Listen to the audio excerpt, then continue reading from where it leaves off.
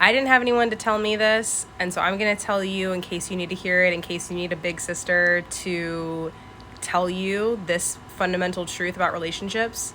I'm going to tell you, and it's going to ruffle some feathers. It definitely would have ruffled mine before I did my early family healing work, but it needs to be said. Good, healthy, functioning, non-enmeshed, non-codependent, healthy relationships are conditional. And they're supposed to be.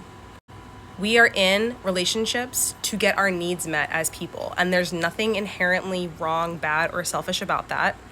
And if you have good self-worth, self-value, self-love, and good boundaries, you have conditions for being in relationship with you.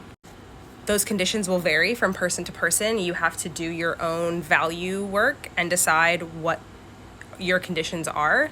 But it is okay to not unconditionally be in relationship with someone. You can have unconditional love for someone. You can love someone from afar. Your love for that person doesn't have to be cut off. But it's okay to want your conditions met by the people that you pick to love you. And it's okay to pick people to love you based on the conditions for yourself that they are able to meet.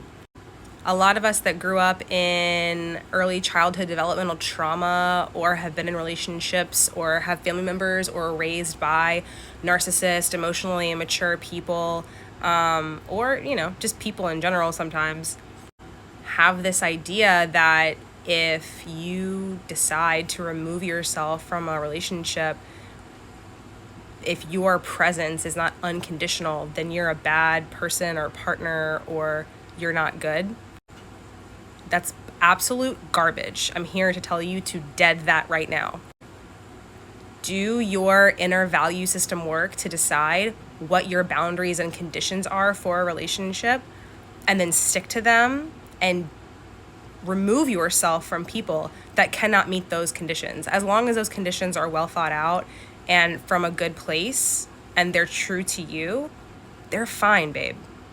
They're important. They're necessary even.